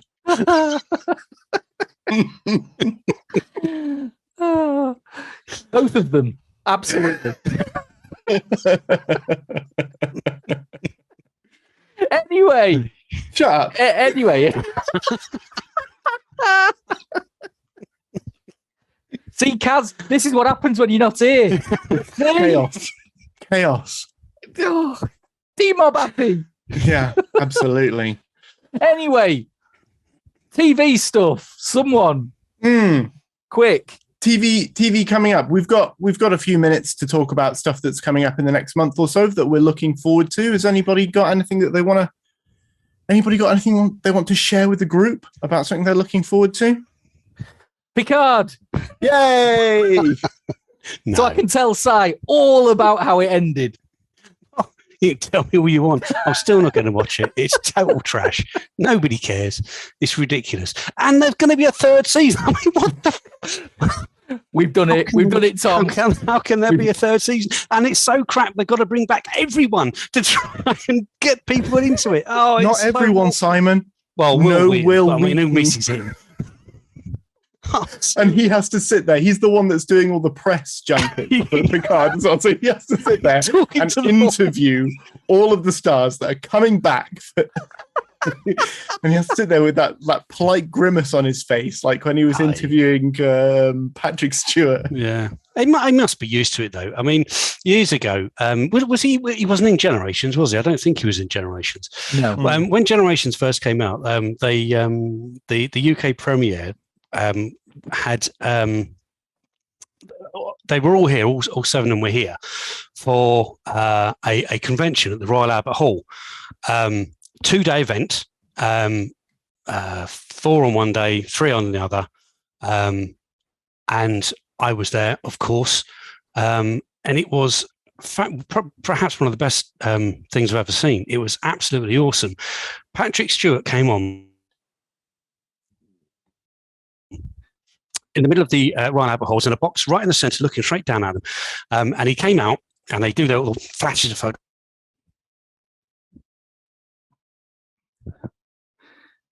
Oh no, we've lost Simon. Oh no! He was getting to the meat of his story. Something was about to happen then. Patrick Stewart was about to jump into the audience and slap someone, I think was where he was taking that. Yeah, he crowd surfed. He crowd surfed to the back of the room. Oh, he's back. Simon's back. Quick, Simon, quick. Oh, mate, we missed what happened. All that. You were out. You were gone. Was I? I was gone. I was reliving my past. I was back in the Royal Albert Hall, watching the entire cast except Will Wheaton of The Next Generation. It was a fantastic weekend watching these guys. Did you hear my Patrick Stewart story? No, you didn't? Absolutely not. Okay, No. so when Patrick Stewart, I must tell you this because it epitomises what a great guy he is. When he came out on stage and the crowd goes absolutely nuts, and they all got microphones. He put his microphone down and he stood up at the front of the stage and he spoke to the Royal Albert Hall without a microphone, and everyone could hear him. Can you imagine how big? I mean, you know how big the Royal Albert Hall is, and he spoke and everyone could hear him. It was absolutely magnificent, and it just shows what a character, what a strength of character that guy had. And now they've put him in a dreary, dull, miserable show, and it's just it's so sad. It's so sad what they've done to him. You've not even been watching it, Si. You've not seen I don't care. I don't need to watch it. I can't bear it. I just cannot bear it to pollute my memory of such a character with this crap. I just no. I won't. I won't watch it. I won't watch it. I can't. Man, it's got its following. People. I mean, I may have stirred the pot a little bit on the forums, as is my wont. Terrible. And boy, oh boy, does it have its defenders. I was genuinely shocked about how many people just really love it. And I'm not one of those people. So I apologize for slating it. I don't really apologize. I'm not enjoying it. What's to enjoy? But you're watching it. So here we go then, Tom. So why are you still watching it? Just turn off. Just not watch it. I mean, yeah. I'm a season behind on Discovery. I stopped watching that. Yeah, so maybe I will. Maybe I'll just give up on it. Step away. Just step away. There's so much better out there. It might get better. They might explain why Soji has turned up in the past. They might explain why. Get better. It won't get better. Will they just get more frustrating? And will they explain where Alison Pill's chest has suddenly come from? Hey, I wouldn't hear a word said against Alison Pill. She's great.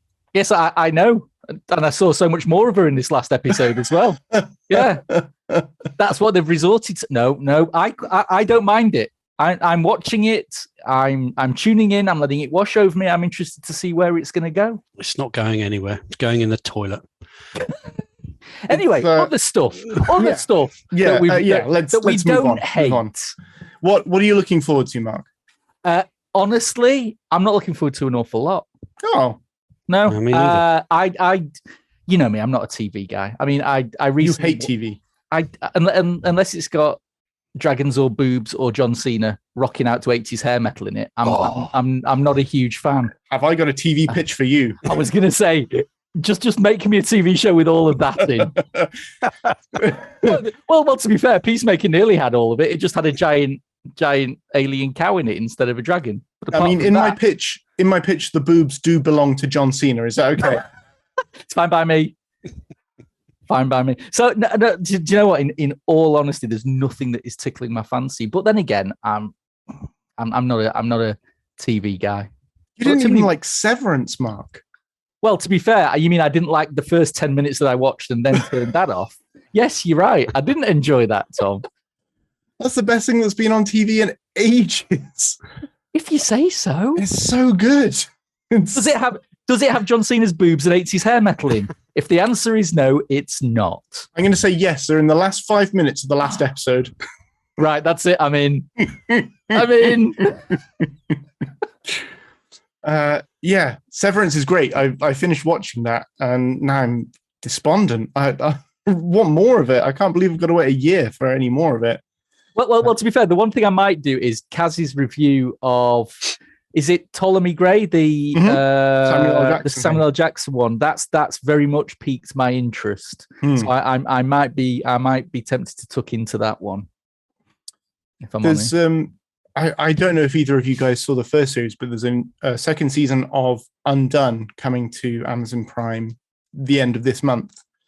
If you haven't seen it, I really recommend it. It's a rotoscoped show, starring Rosa Salazar from Brand New Cherry Flavor.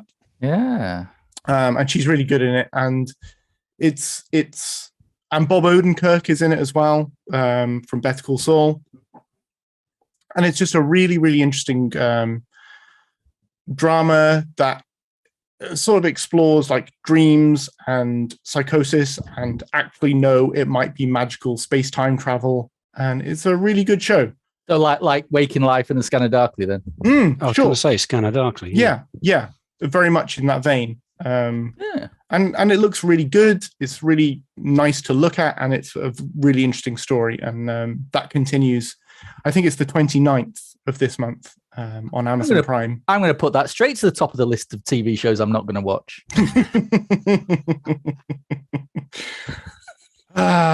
Fine. Oh, look! You keep telling. Look, you lot are all going on about Arcane, and I never got past the first 2 episodes of that. That's a great show. I'm a lost cause. Just I finally got around to that, Simon. I finally got around to watching it. Good stuff. I'm 4 episodes in, and yeah, it's pretty great.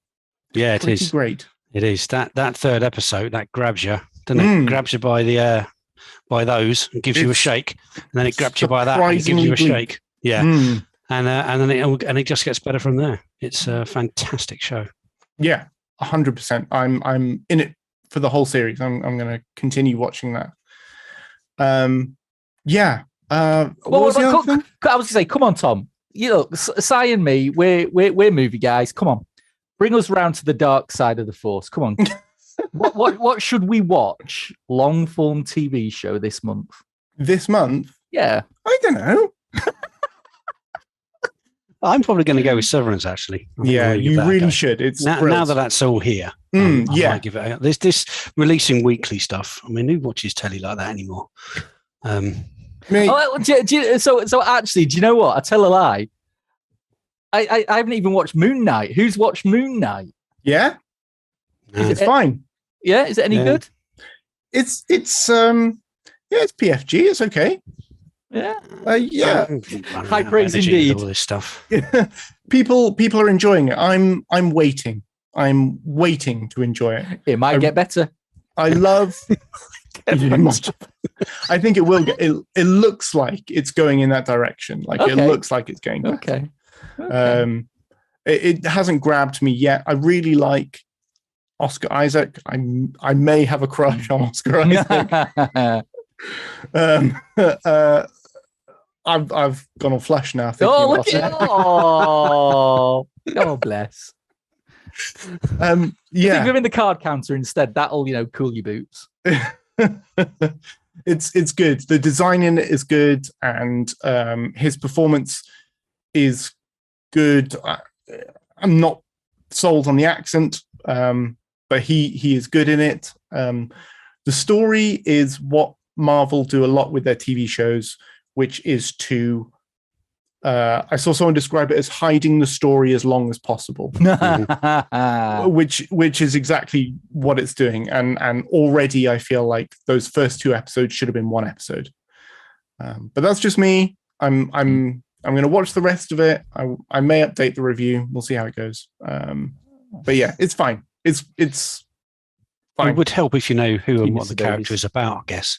I mean, the only thing I know about Moon Knight is the few memes that are on the web. He's supposed to be a bit mean and nasty, isn't he? Is that right? Yeah, he's a cool character. Like definitely extremely violent, isn't he? Yeah, in the comics, in the comics, he's been portrayed variously as having split personality or schizophrenia, and it's an interesting, like, taken to the extreme, the idea of having a secret identity. It's like if Clark Kent didn't know he was Superman. That concept is interesting. I'm just waiting for that to play out in the TV show. Well, it may not. It might. So what are you looking for? What are you? So I was just carry on. I was going to ask. I was just going to say Ethan Hawke is in it as well, and he's great. Good. So what are you looking forward to, Tom? Just Undone. That's the only thing that I'm going to watch this month. Yeah. Probably. I'm going to wait for that. And in the meantime, I'm going to continue catching up on stuff like Arcane. I promised Kaz that I would watch Peacemaker. I finally got around to watching The Suicide Squad, and quite enjoyed it. Yeah, you don't need to watch that to watch Peacemaker. It helps, but you don't need to see it. That was an okay film. It was an okay film. Yeah, morally okay. Yeah, surprisingly watchable. Yeah. I had some fun. The last hour, I had some fun. That probably wraps it up for us this week. Am I right? I don't think there's anywhere else for us to go really, other than just away. No, just go away. Let's just go away. Let's leave these poor people alone. Yes. These people have got other things to go and listen to and watch that are frankly much more interesting and better than us. Absolutely. Do you want to read out the podcast competition, Mark? Have you got that in front of you? I do, and it's a doozy, if I don't mind saying so myself. So go for it. To win a copy of Spiral. That's right, Spiral on Blu-ray. The worst Saw film. You could win a copy of that. Choose the correct answer by using the following question. Which Spiral co-star won an Oscar this year? And the clue in Kaz's ever so clever way about him is it's not Will Smith. I don't get that. Is that I kind of get it. It's a tenuous link. Oh right, I see. It's Chris Rock. Chris Rock is in Spiral, isn't he? Yes, I know, but also he's also not the one who won the Oscar, is he? No, he's not. No, he's not. No. I know the answer. That's why I'm confused, you see. I don't know. Just click a button. You'll get it right, probably. Have a guess. I'm sure some people already have. We haven't got Kaz here on us to tell us who's guessed wrong so far. Yeah, but you know how Kaz knows that? It's because it's always Kaz. He's always the one guessing wrong. That's how he knows. What a lovely time we've all had together this evening. Thanks for joining us. That is it for the AV Forums Movies podcast this week. So thank you for the hardware team very much. And also thank you to the movies team, Mark. Good night, all. And Simon. Thanks very much. Pleasure to be here. As always. If you enjoyed listening to us ramble on about absolutely flipping nothing, please like and subscribe to the channel, and also hit the notification bell to be notified when we publish new videos and content and live streams and all of that sort of stuff. You can also follow us on Twitter and Facebook, all the usual social media platforms, and bookmark avforums.com for the latest reviews, news, and videos. And also, you can leave us a 5-star review on whatever platform you are listening or watching us from. Only a 5-star review. Don't give us a 4-star review. That's not helpful. We need a 5-star review or a no review at all. Okay. I have been Tom Davis. I will remain Tom Davis for the foreseeable future. Thank you very much for watching and listening. And please join us again for the next podcast, which will be on the 25th of April. Good night, everyone.